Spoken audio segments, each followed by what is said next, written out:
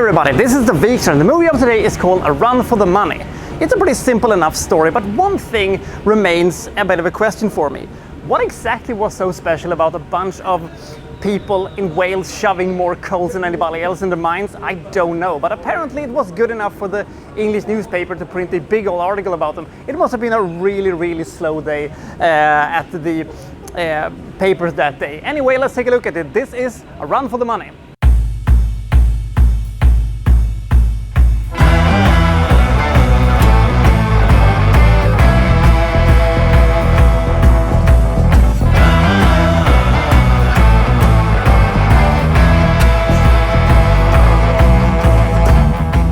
In a very small town in Wales called there is two brothers who are very good at shoveling coals. In fact, they have shoveled coal so much that they're getting a prize for it. They're gonna go to London, they're gonna see a football match, and they're gonna get £200 for, their effort. The director of the mine is also kind enough to lend his hat to one of the brothers. This will come into play a big part later. So they go off to London with dreams of seeing good things, getting money, and seeing football matches and seeing all the sights in London. They're a bit of hapless, naive country folks.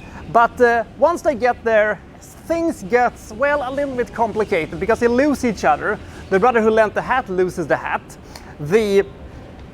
Then they get separated and without any money, they're just wandering around trying to find their way through the big city. One of the brothers finds an old friend of theirs, an old harpist who has pawned his harp and has now become a scruffy looking bum who is a bit of a loudmouth and a bit of a drinker. The other brother finds himself entangled in a complicated story with a con woman. We also have a newspaper reporter played by Alec Guinness. Yes, that is Obi-Wan Kenobi. That is, chaperoning around the hapless brother and the very smart con woman.